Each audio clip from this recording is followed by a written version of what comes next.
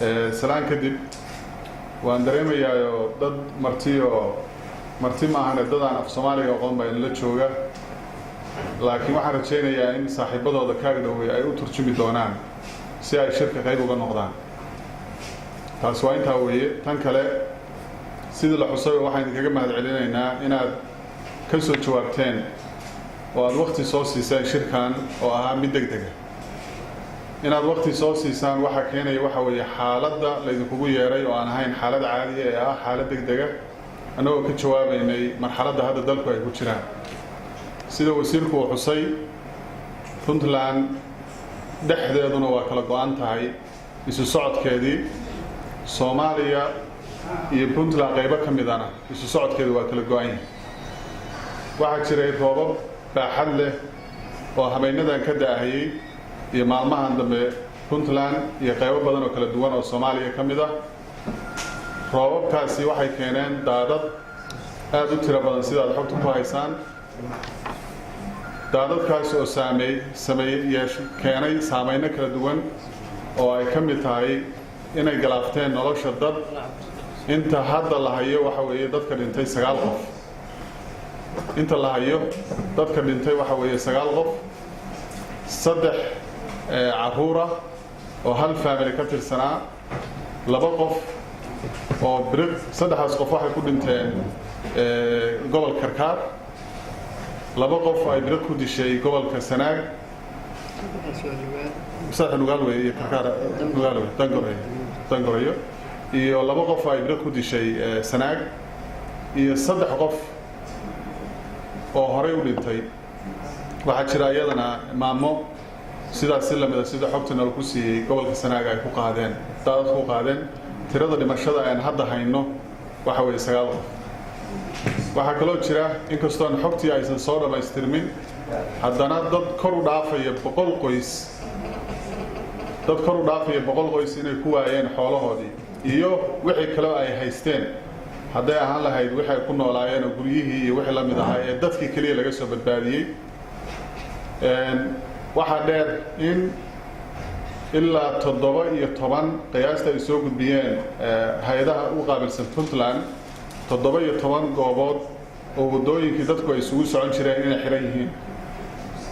wadooyinkaas waxa kaloo dheer sida hadda wasiirku uu xusay meelo badan oo dadka ay u kala safri jireen wadooyin yar oo badan oo dhulka baadiyaha mari jiray oo dadku gaadiidka iyo cuntooyinka ay isaga safri jireen ayaguna inay wada xirmeen oo daadad ku xireen waxaase hadda ugu qayladhaanteeda ugu xoogan ay tahay dhowr arrimood oo qaar idinka aanu maaragtay rabnay inaan si toos idinla wadaagno qaar aynu hadii la hadmaan iska kaashano wada shaqayntooda waxa weeye wadadii weyneeda laamiga ahayd waxay ka xiran tahay 2 meelood meel la yiraahdo Midigar oo ilaa 50 iyo dhowr kilomitir dhinaca bariga ka xigta magaalada Garowe magaalada Sunujiifna ka sokaysa meeshaas daadad xoog loo maray ayaa waxay gooyeen wadadii ilaa xalay xilli dambe iyo ilaa saaka xogaa la hayeen waxa weeye biyihii waxay u socdaan wali si baaxad leh wadada halka oo ka kala go'an tahay waxay kala go'an tahay meesha Xaaji Khayr oo iyadoo wadadii dhinac jabtay haddana uu gaari oo si khaldan inta dabcan uu maro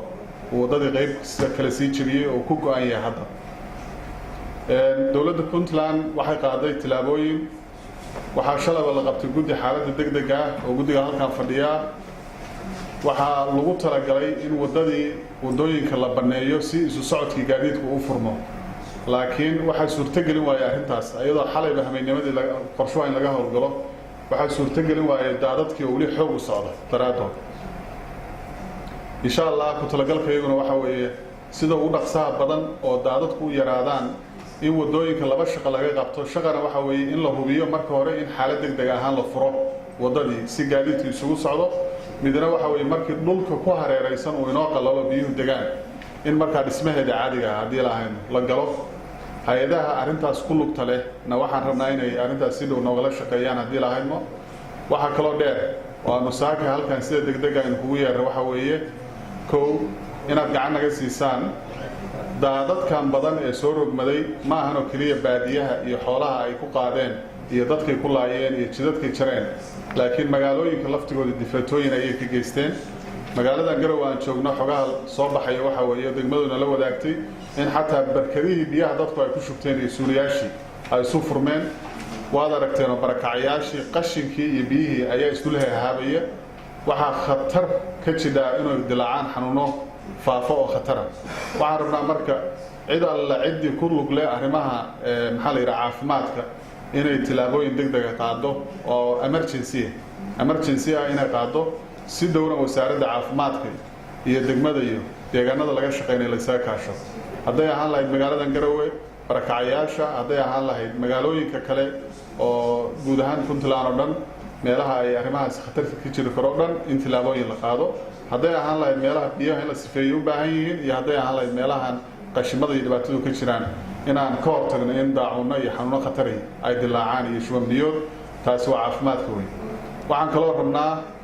in dadka dhibaatadu ay gaadhay ee xoolahoodii ku waayay qaarkoodna naftoodii ku waayeen iyo caruurtoodii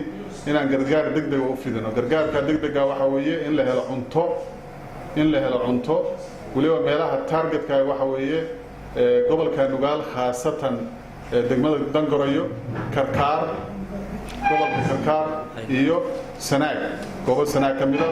waxaan rabnaa marka arrintaas idinkuna inaad gacan ka geysataan inaan helo dadka baahida iyo duruufaha ugu badan qaba si degdeg ah looga jawaabo baahidooda oo ah cunto inay helaan waxa kale oo jira dadka hadda inta tira koobka la hayo dadka guryahoodii wax walba waayay ee banaanka u soo baxay ilaa 100 qoys tira ku dhow 86 baa saaka la soo gudbiyay walina way siyaadaysa waxaan rabnaa dadkaas in la gaaro waxyaalihii hoyga ay ka dhigan lahayd NFIs ka wax leeyahay non food items inaan la gaaro hadii la haymo ayadana waxaan rabnaa inaad arrintaasna hay'adaha ay qusayso ay tilaabo degdeg ah hadii la haymo ay qaadaan marka caafimaadka cuntada iyo NFIs kaas waxay noo yihiin hadda xaaladda emergency-ga ay taagan oo rabno inaad si dhow aad nogala shaqeysaan hadii la haymo waxyaalaha ku xiga waxa weeye oo ayada laftigeeda rabno inaad xisaabta ku sii darsataan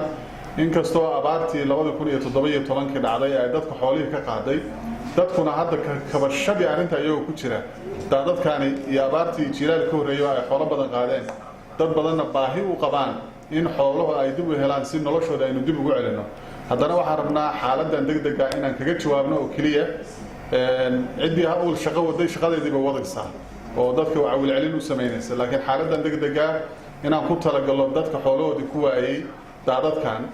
inay la saan qaadaan inay xoolo helaan ay dib u daaqsadaan oo dib noloshooda ugu kabtaan marka hay'adaha arrimahaas ka shaqeeyana waxaan rabnaa inay ku talagal sameeyaan dadkaas aynu soo wada aragno oo soo wada helo in restocking loo sameeyo hadii lahayn laakiin arrintu waa kala horeysaa waxa hadda prioritiska urgency-ga macnaha taagan maanta waxa weeye caafimaadka cuntada iyo non food items ama alaabtaas dadku ay hadday macuun ahaan lahayd iyo hadii wixii bacihii iyo wixii laga dhigan lahaa hoyga ay ahaan lahayd inaad gacan naga siisaan aad iyo aad baan ugu mahadcelinaynaa waxaan rabnaa wixii xog ah oo anaga naga maqan ee idinka laftigiina xogaha aruurisaan inaad nala wadaagtaan wixii inta ka dambeeyana aynu si dhow uga wada shaqeyno sida arrimahan hadii la hayno aynu dadkii u gaarsiin lahayn xaaladani maahan xaaladihii la dhihi jiray waa isku noqonaynaa Nairobi waan waxaan ka sugaynaa maaragtay go-aheed ka sugaynaa waxaan rabnaa wixii yaala wixii meel kale xataa u socday inaan leexino annaga shaqooyin baanu joojinay xalay kambaniyo meel ka shaqeynaya shaqadooda la joojiyay inay shaqo kala qabtaan ganacsatada la ururiyay inay shaqo kala qabtaan marka waxa la idinka rabaa hadii la hayno sidaas la mid ah inaynu isla saan qaadno aad iyo aad baa u mahadsantihiin